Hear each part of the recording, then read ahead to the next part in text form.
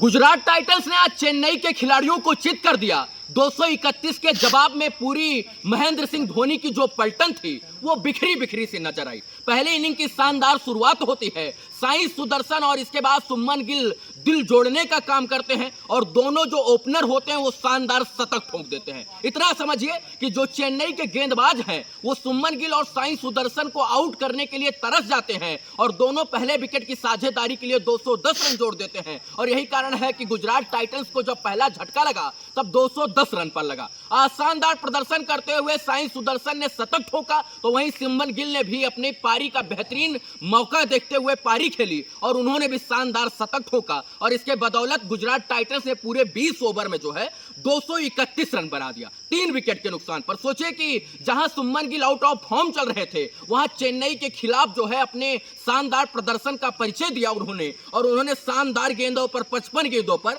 104 run बना दिया। दूसरी तरफ साई सुदर्शन जो एक बेहतरीन खिलाड़ी उभर कर सामने आ रहे हैं, उन्होंने गजब का प्रदर्शन किया और 51 गेंदों पर 103 रन बनाया और इन दोनों की साझेदारी के बदौलत जो है गुजरात टाइटंस एक बढ़िया स्कोर बना पाया और उस स्कोर को चेन्नई सुपर किंग्स जो है वो चेज करने में नाकाम रही। पहला विकेट गुजरात टाइटंस का साई सुदर्शन के रूप में 210 रन पर लगा, तब स्थिति बहुत अच्छी थी और 17.2 ओवर तक कोई भी विकेट नहीं गिरने से पूरी गुजरात की टीम जो है वो मजबूत स्थिति में आ गई थी। गजब का प्रदर्शन साई सुदर्शन का और गजब का प्रदर्शन रहा सुमन गिल का और इन दोनों बैटर्स के बदौलत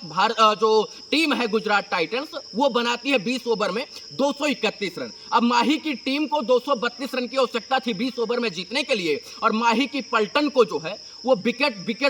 3 विकेट उनके ऐसे गिरे जानो आंधी में जो है वो पानी की बौछार सी आ गई है। 10 रन पर चेन्नई सुपर किंग्स के 3 विकेट आउट होकर पवेलियन लौट चुके थे। इसके बाद डैरेल मिचेल और मोइन अली ने पारी को संभालने का प्रयास किया और यही कारण है कि डैरेल मिचेल और मोइन अली ने अपना अर्धशतक तो ठोका लेकिन वो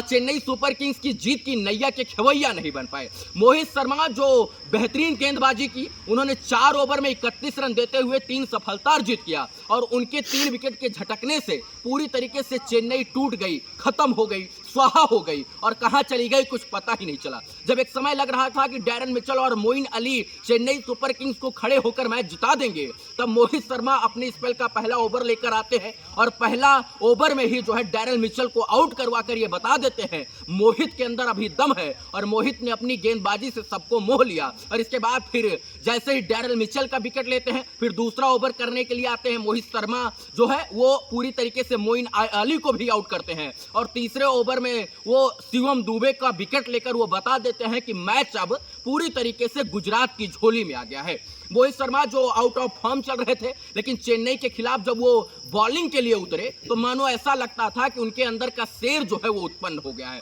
वो भूखा शेर ने बता दिया कि कैसे गेंदबाजी की जाती है और रचनात्मक गेंदबाजी करते हुए 4 ओवर में उन्होंने गजब का प्रदर्शन किया और चेन्नई सुपर किंग्स के जो 3 मुख्य बैटर्स थे उनको आउट कर पवेलियन लौटा दिया। हाँ, फिलहाल अब चेन्नई सुपर किंग्स इस मैच को हार गई है और अब इस मैच को 35 रन से हारने के बाद चेन्नई सुपर किंग्स को आने वाले मैचों में क्वालिफाई करने के लिए अब मशक्कत करनी पड़ेगी। गजब का प्रदर्शन किया महेंद्र सिंह धोनी ने अंतिम ओवरों में। उन्होंने आते ही अंतिम ओवर में राशिद खान के